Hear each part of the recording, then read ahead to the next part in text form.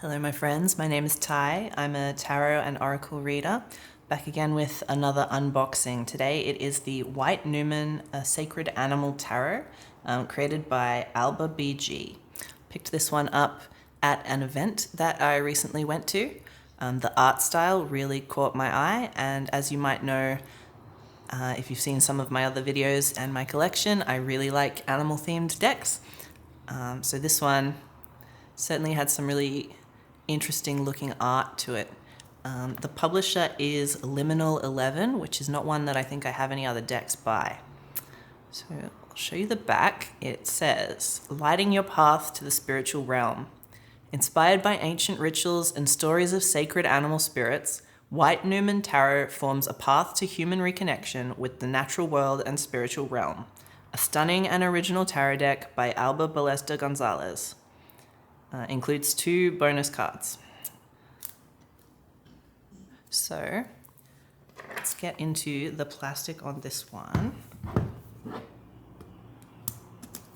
All right.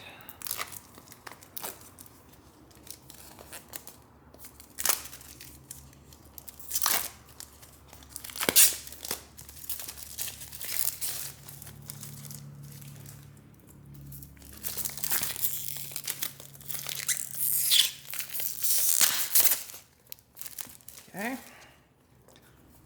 So we've got matte finish box, and I think we might be magnetic open. Let's see.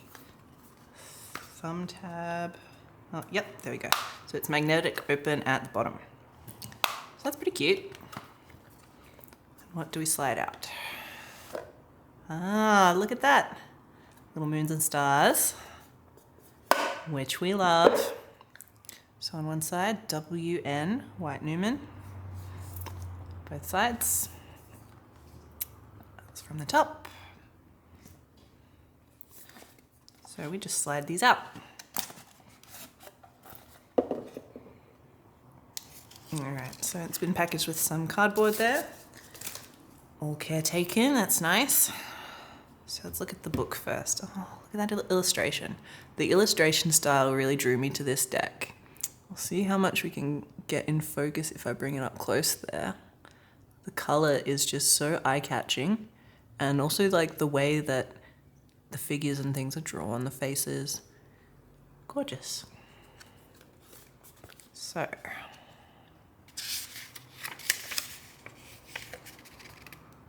fox. I love foxes. A beautiful deck. Beautiful book. All right, we've got a foreword here. The word Numen conjures, I'm afraid I'm not saying that correctly, I hope I am. The word Numen conjures the image of the primal gods who in millennia beyond comprehension were once our all. Our ancestors knew how to tremble in the presence of that little abyss within the eyes of a beast. They knew how to recognize the bond with creatures radically different from themselves, whom they venerated but at the same time whose death meant food, thus life. So this is explanation behind the naming of the deck and the theme of the deck. Got a bit of an introduction about the artist and how they came to work with tarot. Some words about the major arcana. I won't read all of the book to you, but it looks like there's some quite nice background information there, and then it goes straight into meanings for each card. So each card gets 1 page. It's a relatively small book compared to what you might get with some decks. But it looks like it's got fairly customized descriptions for each of the cards. So it's not just your standard descriptions for each of them. So without getting too much into the book, I would like to look at the cards. So take off the plastic.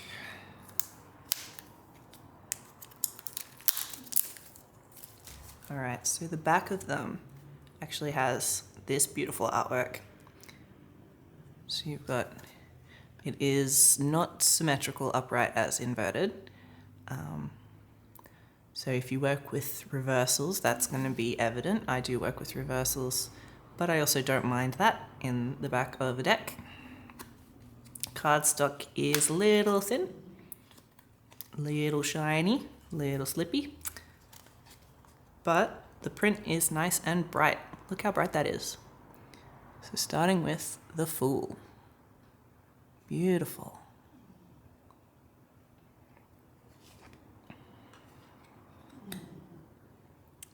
The Magician.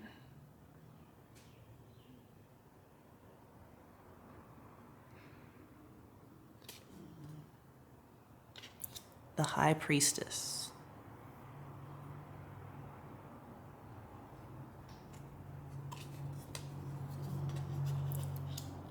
The Empress.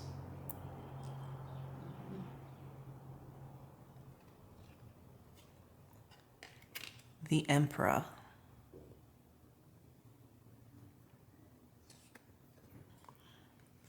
The Hierophant.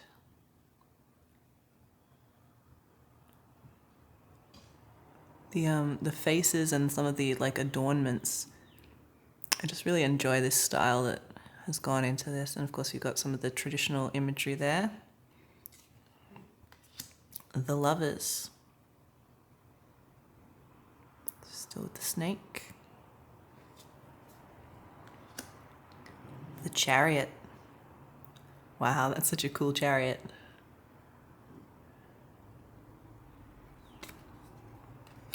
Strength. Being kind to the lion. I love the Strength card.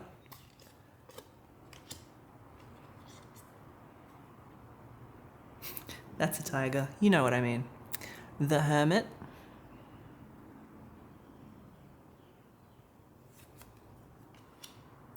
Wheel of Fortune.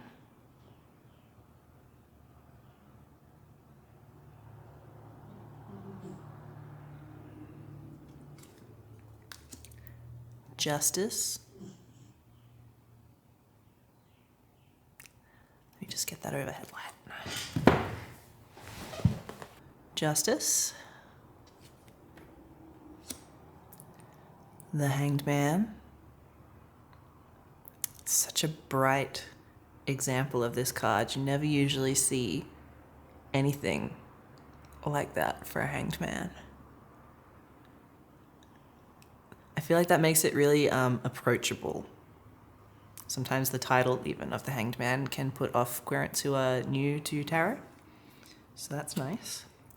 Death in the desert. Carrying the flag. Beautiful. Temperance.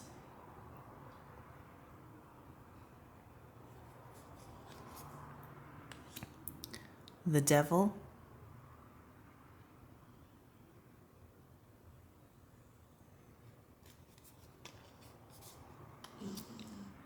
The Tower. It's a very illustrative example of the tower. Forgive me if you can hear my dog snoring in the background there. The Star.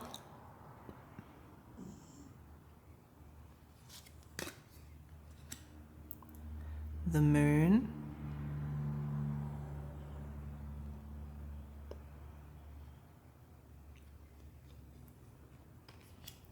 The Sun. Just look at those colors. And a lot of little details, little ways that the imagery of the Sun card has been adapted. Judgment.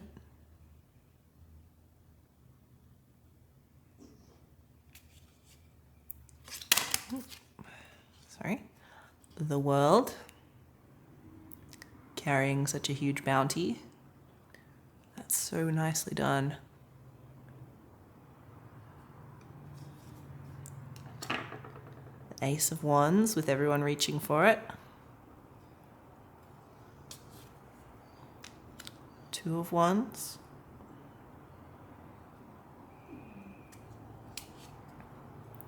Three. I like how these are including a snake throughout. 4.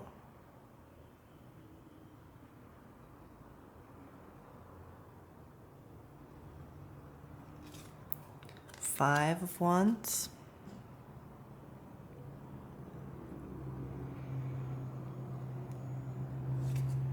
Six of Wands,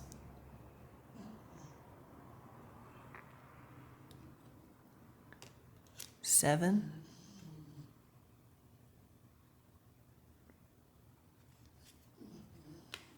Eight. I have a bit of an ongoing joke that I find often the Eight of Wands to be one of the least evidently interpretable cards. Like when you're teaching it to people how to remember the interpretation of the Eight of Wands, it's kind of tricky because it's just 8 wands. I like that they've kept up this tradition. It's just 8 snakes. 9 of Wands,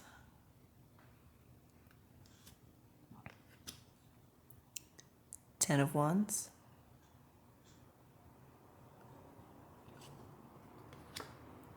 Page of Wands.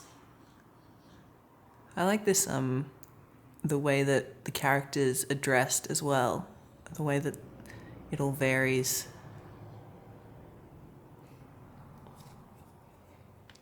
The Knight of Wands, the camel.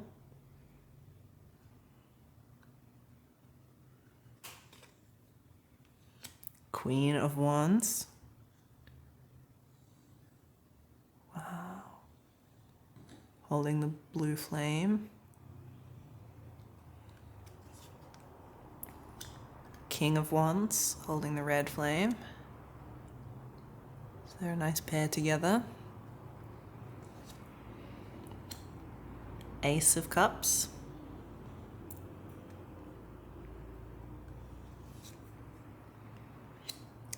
Two of Cups.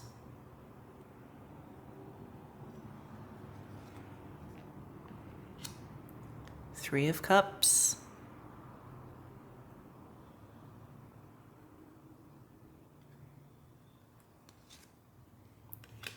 Four of Cups. Like the little fish peeking out of the water there. Five of Cups.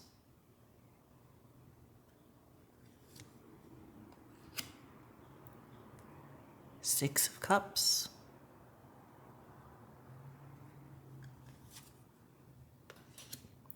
Seven of Cups.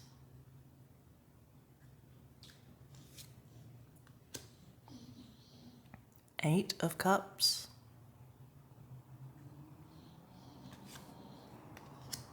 Nine of Cups.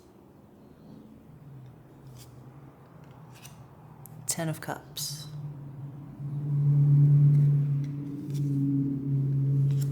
Page of Cups, looking contemplative.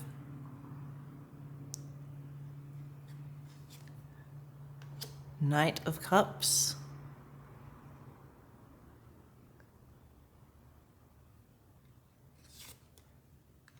Queen of Cups. Again, I think each of these really gets the message across about who each of these court cards is, which I think is really nice. You know, this queen is like immersed in the water, and the way that each of them, the color kind of tells the story. It makes it identifiable who we're looking at. In terms of the blues in the cups, you've got King of Cups here, but he's also got the yellow running through. Makes him a little distinguished from the other courts of the cup suit. And the Ace of Swords.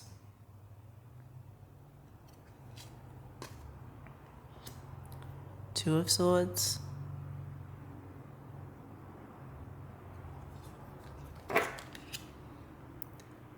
Three of Swords. It's an interesting way to show the Three of Swords.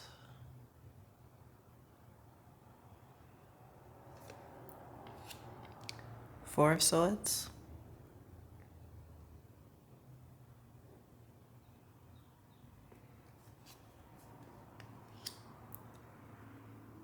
Five of Swords.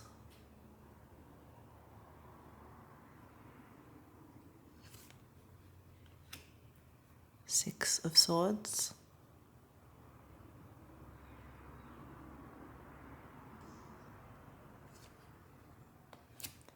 7 of Swords.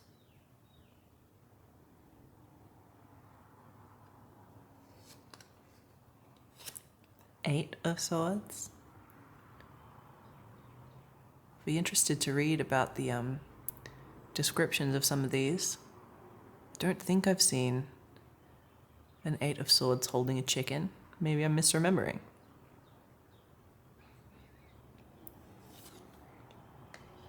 Nine of Swords.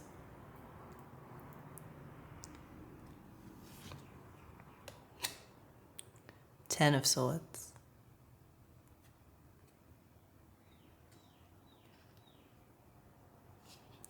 Is it wrong that oftentimes illustrations of the Ten of Swords make me think of acupuncture?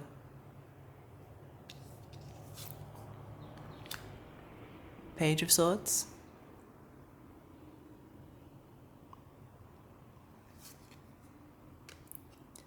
Knight of Swords. Keeping up a bit of a tradition of illustrating each horse differently as well. You may have noticed across different suits in the tarot, the horses are illustrated slightly differently, usually, depending which deck you're looking at. Queen of Swords. I do have to say, by this point, I'm enjoying the diversity, but I'm noticing lack of diversity of size and ability, and also bordering on gratuitousness with some of the representations of feminine characters. Not the masculine ones, though. King of Swords.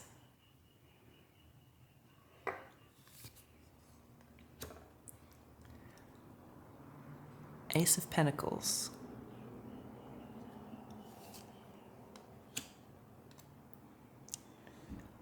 Two. 3 of Pentacles.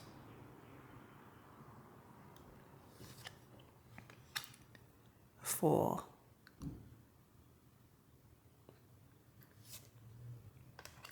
5 of Pentacles.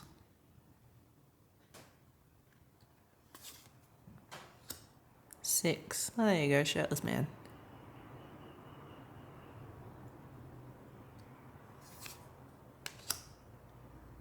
7 of Pentacles.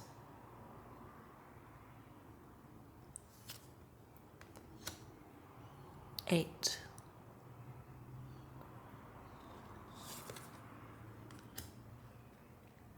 9 of Pentacles. I love what she's wearing. And I love the inclusion of some ravens or crows. 10 of Pentacles.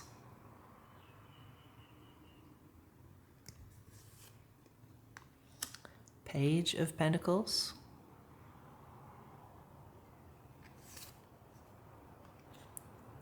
Knight of Pentacles.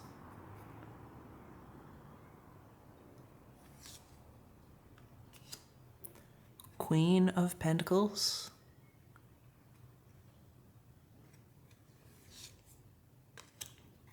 King of Pentacles.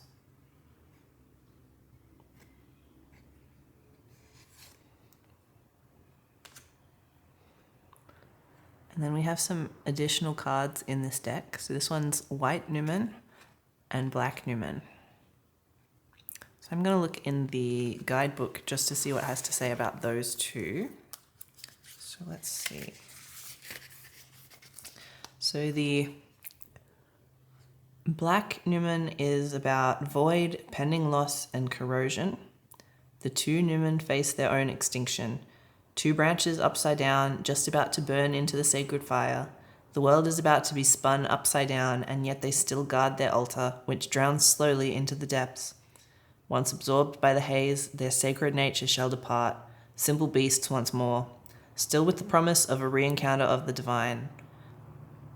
The black Numen symbolize clinging on to causes that may seem lost, distraction and confusion, a challenge to faith with the knowledge that it shall return. And then the white Numen is creation, starting point, and divine inspiration. The God's Father runs free, across the virgin Earth's plains. In apparent weightlessness, just like the bison in ancient cave paintings, it traverses the world, making sure that all of creation is in order. Above him, dimensions open, and the power of the sun glows between his horns. The bronze stars and bird guide him as the morning breaks. The white Numen symbolizes creation through action, the perfect and divinely inspired path resulting from movement and momentum. Act, innovate, make the world anew. So that's a sweet idea. I don't see a lot of decks very often sort of add additional cards to the tarot decks. So I think that's an interesting idea. We'll see how it shuffles. Pretty standard for a deck at this price range. This was not an expensive one. Some of the imagery in here is a little intense, but it does look like it's all pairing really nicely together. Like I could definitely see stringing together a story out of this quite easily, and it really conjures up some like images of a particular space and a particular story.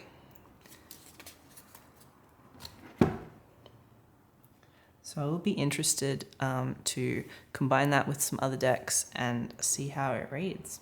Thank you for looking through it with me today, doing this unboxing and walkthrough of the White Numen Sacred Animal Tarot. Please subscribe for more Oracle and Tarot unboxings and other Tarot and Oracle related videos, and I will see you in the next one. Bye.